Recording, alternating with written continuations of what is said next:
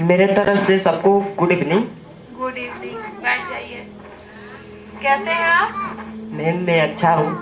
आपका नाम क्या है? मेरा नाम अमित कुमार। अमित कुमार। तो आप पढ़ाई करते हैं अमित जी? यस मैम, मैं पढ़ाई करता हूँ 7th क्लास में। वेरी गुड, एक जबरदस्त ताली होनी चाहिए अमित जी के लिए। तो अभी आपको कोई प्रॉब्लम है? मतलब आप देख नहीं पाते हैं शायद? जी मैम। कब से आप नहीं देख पाते हैं? एकदम शुरू पैदाइश से। बिल्कुल नहीं दिखता? नहीं। कुछ भी नजर नहीं आता? नहीं है। एक मेरी बहन भी है इसी तरह, वो भी। तो कैसे आप लोग, मतलब कैसे आप रहते हैं? समस्या होती है? नहीं, कुछ समस्या नहीं होती है। हाँ। समस्या यही होती है कि थोड़ा हम लोग के पापा कमजोर है, मतलब पूरे परिवार में वो अकेले ही मजदूरी करते हैं, मतलब राजमिस्त्री का काम करते हैं। तो उनको थोड़ा पूरी तरफ से घर परिवार चलाना पड़ता है। और उसी में वो समूह लिए है, मतलब किस्त लिए है, तो उसको भरना पड़ता है। तो इसलिए हम लोगों को थोड़ा, वो बहुत तो पढ़े लिखे नहीं है थोड़ा, इसलिए हम लोग को भेज नहीं पाते हैं कहीं ना। आप 7th क्लास में पढ़ाई करते जी हैं? मैम। पहले तो आपके पिता को मैं बधाई देना चाहूंगी कि उनके घर में एक ऐसा बच्चा है जो देखा जाए तो अनविल होने के बावजूद उसके अंदर इतना डेडिकेशन है कि वो 7th स्टैंडर्ड में पढ़ाई कर रहा है। पढ़ाई किस तरीके से आप करते हैं जब आप नहीं देख पाते हैं तो? मैं बस मुँह जबानी सुन करके याद करता हूँ। अच्छा, सारी चीजें। जी। तो इसमें आपकी सहायता कौन करता है? सहायता सब जो वहाँ पे आए थे, सब अनीस और जो आए थे हमारे सर्वेश भाई, वो भी हमारी सहायता करते हैं। पढ़ाता कौन है आपको? हमें पढ़ाते टीचर ही है, हम घर पे नहीं उतना पढ़ाई करते हैं, बस स्कूल में जाते हैं, स्कूल में सब चीज जो बताया जाता है वो याद करके और घर आते हैं। 6th क्लास में आपका कितना परसेंटेज आया था वैसे? मेरा तो परसेंटेज नहीं पता, मगर 335 नंबर आया था बस। 335 नंबर 600 में मेरे ख्याल से ना। बहुत अच्छा लगा जान करके आपसे। आप बताइए कि आपको लगता है कि आप शिक्षा क्यों ग्रहण करते हैं? आपको क्या लगता है शिक्षा को लेकर के? आपके माता पिता आपको शिक्षित बनाना चाहते हैं? आपके अंदर खुद भी शिक्षित होने का एक जुनून है? मेरे अंदर शिक्षित बनने का एक उद्देश्य है कि मैं पढ़ाई के लिए रो दिया करता हूँ। मैं पढ़ना चाहता हूँ, मगर मेरे पिताजी एक मजबूर आदमी है, इसलिए थोड़ा नहीं पढ़ा पाते हैं। और वो भी दो लोग हैं, हम रहते तो कहीं चल जाते, मगर पिताजी हम लोग को कहीं दूर नहीं भेजना चाहते। वो चाहते हैं कि कहीं इसी क्षेत्र में स्कूल मिल जाए जो दोनों एक जगह रहे, तो मैं इन लोगों को लगा सकूं। आपकी सिस्टर आपको दोनों लोगों को? जी। बहुत अच्छा लगा जान करके। आपके पिताजी के ऊपर भी मुझे गर्व है। कोई बात नहीं है, आप आपके गांव में भी तो स्कूल होगा ना? जी मैम, मैं प्राइमरी में पढ़ाई करता हूँ। प्राइमरी स्कूल में पढ़ाई करते हैं? नहीं मैम, सॉरी, मैं जैसे प्राइमरी है, मतलब स्कूल का नाम है यूपीएस रसूलपुर का द्वारा में। और सिस्टर आपकी कहाँ पढ़ाई करती है? सिस्टर भी उसमें पढ़ाई करती है, वो भी। अच्छा, और लेकिन आप कहाँ जाकर के पढ़ाई करना चाहते हैं? हम जो लोग आँख से नहीं देख पाते हैं, उन लोगों को ब्रेल लिपि द्वारा पढ़ाया जाता है। इस वहीं पे मैं जाकर पढ़ाई लिखाई करके मैं टीचर बनना चाहता हूँ। बहुत अच्छा लगा जान करके कि इतना डेडिकेशन है कि अनवेल होने के बावजूद, बट एक स्पेशल चाइल्ड है आप। मैं आपको पहले बधाई देना चाहूंगी कि एक स्पेशल चाइल्ड है आप। कैसे कि यहाँ पे इंसान पूरी तरीके से फिट एंड फाइन होने के बावजूद लोग अपने अंदर इतना जुनून और जज्बा नहीं पैदा कर पाते हैं कि उनको अपने माता पिता और अपने जीवन में कुछ करना है। लेकिन आप कहीं ना कहीं स्पेशल चाइल्ड हैं कि इतना सब कुछ होने के बावजूद भी आपके अंदर ये डेडिकेशन है कि आपको कुछ करना है और टीचर बनना है। जी। तो मैं आपको ये बताना चाहूंगी, आपको शायद पता नहीं होगा या आपके पिताजी को भी पता नहीं होगा कि जहाँ पे ब्लाइंड लोगों की पढ़ाई होती है वहाँ पे भी आप जा करके पढ़ाई कर सकते हैं। वहाँ पे भी कोई फीस नहीं लगती है। जी मैम, पहले मैं जा करके एक गाजीपुर में था, तो वो लोग आते थे एक ऑटो लेकर के, और हमें दोनों भाई बहन को ले जा करके रेगुलर पढ़ाते थे, मगर पता नहीं क्या हुआ कि वो लोग आना ही बंद कर दिए। तो आप पता करवाइए उसके बारे में। क्या करके पता किए, मगर कह रहे थे कि अब टोटो वाले खाली नहीं है, अपने किसी गार्जियन को रोज ले करके आइए और पढ़ करके और फिर किसी गार्जियन को बुला दीजिए और वो अपने घर लेके चले। तो बताइए मैम, मेरे पिताजी काम करते हैं और कोई मेरे घर में नहीं है कमाने वाला, तो कैसे सब? ऐसा नहीं है, अगर आप पढ़ाई करने के लिए इतना अपने अंदर हिम्मत ला सकते हैं तो आना और जाना भी कोई बहुत वो बड़ी बात नहीं है। आप यहाँ से अपने गांव के किसी भी इंसान से ये कह सकते हैं कि वो आपको ऑटो पे बिठाए और ऑटो से आप वहां पे जा करके उतर करके आप किसी को भी बोल सकते हैं कि वो आपको वहां तक ड्रॉप कर दे या पहुंचा दे, तो आप कर सकते हैं इस तरीके से। क्योंकि आपने बताया कि ऑटो आता था और आपको ले करके जाता था, तो वो लोग इतना सहयोग किए या फिर किसी भी कारण की वजह से अगर वो लोग आपका सहयोग नहीं कर पाते, मैं इसके बारे में थोड़ी सी जानकारी ले करके आपको इन्फॉर्म जरूर करवाऊंगी कि कहाँ पे इसकी पढ़ाई होती है और कैसे आप बहुत ही अच्छे तरीके से इसको मतलब पढ़ सकते हैं। जी समझ रहे हैं? तो आप शिक्षक बन करके आप कौन से मतलब सब्जेक्ट पढ़ाना चाहते हैं? मैं तो लेना चाहता हूँ विज्ञान, साइंस। जी बहुत अच्छी बात है, आपके जज्बे। विज्ञान और संस्कृत भी। जी।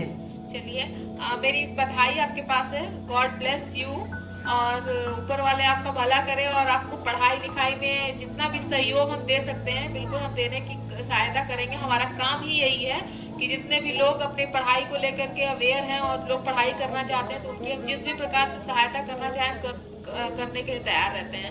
तो लालू जी को हम आप इंफॉर्मेशन और जानकारी लेने के बाद आपको अपडेट करवाएंगे, तो आप वहां जा करके अपनी एजुकेशन कंप्लीट कर सकते हैं। बाकी आपके बारे में मैं कुछ कहना चाहूंगी, मुझे जान करके बहुत अच्छा लगा ये कि आपके अंदर इतना जज्बा है एक शिक्षक बनने का, पढ़ाई लिखाई करके। कहीं ना कहीं अब आपको यहाँ से एक इंस्पिरेशन लेने की जरूरत है कि आप हर एक चीज आपके पास होने के बाद, हर एक संसाधन आपके होने के बाद आप क्या कर रहे हैं। सोचिए, मैंने अभी थोड़ी देर पहले कहा था जो लोग सफल होते हैं वो लोग किसी भी एक्सक्यूज को नहीं देते हैं अपने जीवन में। वो कभी भी बहाने नहीं बनाते कि मेरे पास अच्छे कपड़े नहीं थे, मेरे पास अच्छी कमाई नहीं थी, मेरे पास अच्छा परिवार नहीं था, मेरे पास ये नहीं थे, मेरे पास वो नहीं थे। वो जितने संसाधनों के साथ जो भी कार्य कर सकते हैं उस कार्य को करने के लिए वो सक्षम होते हैं और उस कार्य को वो करते हैं। तो कभी भी अपने जीवन में इस बात का बहाना तो कोई भी इंसान नहीं बना सकता है कि मैं इन कारणों की वजह से अशिक्षित रह गया। जिसके अंदर शिक्षा हासिल करने की या कोई भी कार्य करने की ललक होती है, इच्छा होती है, वो इंसान उस कार्य को कैसे भी कर लेता है। बहुत ही अच्छा लगा मुझे आपसे बात करके और आपके बारे में जान करके। मैं इस चीज को और भी आगे शेयर करना चाहूंगी अपने इस संस्था के माध्यम से। मैं इसको और भी आगे शेयर करूंगी, आपकी जो भी वीडियोस होगी, कि लोग आपसे एक इंस्पिरेशन लें कि एक्चुअल में लोगों को होना कैसा चाहिए, कि लोग छोटे छोटे बहाने बना करके अपने जीवन में बड़े बड़े लक्ष्यों को छोड़ करके अपने जीवन को एक बहुत ही आरामदायक जिंदगी बनाने की कोशिश करते हैं और उसके चक्कर में अपनी जिंदगी को बर्बाद कर डालते हैं।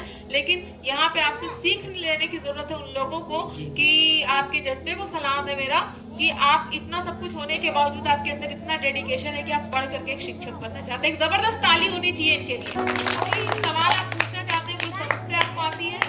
यस मैम, मेरे अंदर आपके बारे में कुछ क्वेश्चंस है। जी जी बिल्कुल मैम, आपका जो फाउंडेशन है, जो एप्पल फाउंडेशन के बारे में हमें समझाइए। देखिए, एप्पल फाउंडेशन जो है वो एक संस्था है जो लोगों के बीच में जा करके लोगों को इस बात के लिए अवेयर करती है कि लोग अपने परिवार के बच्चों को शिक्षित करें और खुद भी शिक्षित हों। लोग अपने बच्चों में इंसानियत पैदा करें, संस्कार पैदा करें और अपने घर के संस्कार को बदलें। ये हमारा कार्य है और हम इसमें अब अपना एक छोटा सा योगदान दे रहे हैं। एक बहुत ही बड़े लक्ष्य के साथ हम अपने देश को बदलना चाहते हैं। इसमें हमारा एक छोटा सा कंट्रीब्यूशन है और आप लोगों का सहयोग रहेगा तो धीरे धीरे करके हम लोग इसको बहुत ही आगे ले जा सकेंगे। जी। तुम्हें एक जो वहाँ पे बात कर रहे थे वो अपना नाम केशव प्रसाद बताए, वो मेरे दादाजी लगते हैं। तो वो एक सवाल किए थे, वो एक हमसे सवाल किए थे। उसका उत्तर नहीं बताए, जी, तो मैं आप उसका उत्तर दे सकते हैं? बताइए क्या सवाल था। इंसानियत के बारे में हमें कुछ समझा। अच्छा, इंसानियत आपके हिसाब से क्या होनी चाहिए? मेरे कहने का मतलब कि इंसानियत क्या होता है? इंसानियत यही होता है कि आप अपने समाज में अपने लोगों के प्रति ऐसा स्वभाव रखिए कि आपको ऐसा उनको ऐसा ना लगे कि वो पराये हैं या फिर आप उनसे अलग हैं। इंसानियत हमें यही सिखाती है कि निस्वार्थ भाव से किसी की भी सहायता कर देना, निस्वार्थ भाव से किसी के लिए तत्पर रहना, निस्वार्थ भाव से किसी के लिए भी आप खड़े रहिए। जी मैम। उनके लिए आपके अंदर फीलिंग्स हो, अपने सिर्फ और सिर्फ अपने परिवार, अपने भाई बहन और अपने माता पिता के लिए तो सबके मन में फीलिंग होती है, लेकिन लोगों के लिए, समाज के लिए और भी ऐसे राह चलते किसी भी स्ट्रेंजर के लिए भी आपके मन में कोई फीलिंग हो, इसको बोलते हैं इंसानियत। जी। कोई अगर प्यासा है उसको आप पानी खिला दीजिए, कोई अगर भूखा है, आप इतने एलिजिबल है कि आप उसको खाना खिला सकते हैं, आप उसको खाना खिला दीजिए।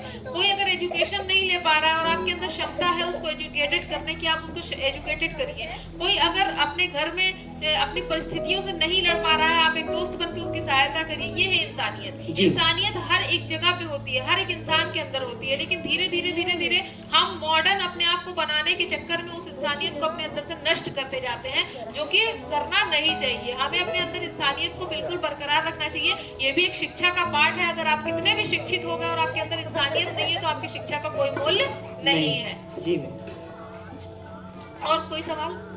तो मैम, जैसे मैंने कि बताया कि मुझे टीचर बनना है, पढ़ने का, तो मैम टीचर्स में कौन कौन सा क्लास लेना पड़ता है मैम, और कौन कौन सा सब्जेक्ट? देखिए, वो तो पहले आप अपनी बेसिक शिक्षा को आप कंप्लीट करिए, इंटरमीडिएट करिए, ठीक है। उसके बाद अगर आपको ग्रेजुएशन करना है, ग्रेजुएशन करिए। उसके बाद आप डिसाइड करिए कि आपको शिक्षा मतलब आपको टीचर किसका बनना है, प्राइमरी टीचर बनना है या फिर कॉलेज का प्रोफेसर बनना है, उसके हिसाब से आपको पढ़ाई करनी है। जी। समझ रहे हैं? आप पीटीसी कर सकते हैं, प्राइमरी शिक्षक बनना चाहते हैं आप पीटीसी कर सकते हैं। उसके बाद टेट वगैरह निकालना होता है, वो अगर आप निकाल लेंगे तो आप ये जो शिक्षक की वो कैटेगरी है, आप उसमें जा सकते हैं। जी।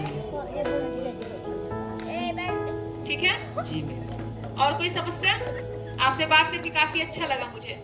तो मैम, एक मेरे और बड़े भाई हैं, वो भी मुझसे सवाल किए, जो वो डॉक्टर भीमराव अंबेडकर के बारे में पूछ रहे थे कुछ सवाल की। संविधान जो है अब खत्म, संविधान तो 1950 में कंप्लीट हुआ, संविधान लिखा गया। आप बताइए संविधान से हम लोगों को क्या फायदा हुआ? जो भीमराव अंबेडकर हैं हमारे, जिन्होंने संविधान लिखा, उससे हमारे देश को क्या फायदा हुआ संविधान लिखे जाने के बाद? मैम, हमें संविधान से ये फायदा हुआ कि हमें जो संविधान है एक कानून है जी। और संविधान इसलिए रचा गया कि उसमें नारी को सम्मान दिया गया और हमें पढ़ने का अधिकार दिया गया, शिक्षा, और जो भी चीज है जो मेरा देश कुछ भी कर रहे हैं वो सब संविधान के अतिरिक्त ही कर रहे हैं। तो संविधान इसी कारण से लिखा गया और संविधान लिखने के बाद ही एक्चुअल में हमारा देश कहीं ना कहीं हुआ, फ्री हुआ, फ्रीडम हुआ। मतलब उसको आजादी मिली कहीं ना कहीं, हर एक चीज करने की आजादी। जो कार्य आप करना चाहते हैं वो करने की आजादी, जैसा पहनना चाहते हैं, जैसे रहना चाहते हैं, जो धर्म अपनाना चाहते हैं, हर एक चीज की आजादी आपको क्या देता है? संविधान देता है। जी मैम। समझ रहे हैं? यस। जी हाँ। डॉक्टर भीमराव अंबेडकर को आप फॉलो करते हैं? जी मैम, मैं उतना उनके बारे में जैसे, वैसे आपके अंदर इतना जज्बा है पढ़ाई लिखाई करने का, ये जान करके ही मैं बहुत ही ज्यादा इम्प्रेस हूँ वास्तव में, और बहुत ही अच्छा लगा मुझे। Yes. आपकी जो भी भविष्य हो वो बहुत ही मंगलमय हो, मैं ये आशा करती हूँ। और मैं आपको ये मतलब आपको मैं ये ब्लेसिंग देती हूँ कि आप अपने जीवन में जो करना चाहते हैं वो बिल्कुल करें। यस जी जी। ठीक है, आपसे बात करके काफी अच्छा लगा हमें। मुझे भी आपसे बात करके अच्छा लगा। हाँ, धन्यवाद। आपने नाम क्या बताया था वैसे अपना? अमित कुमार। अमित जी, बहुत अच्छा लगा आपसे बात करके। ठीक है, धन्यवाद। Thank you.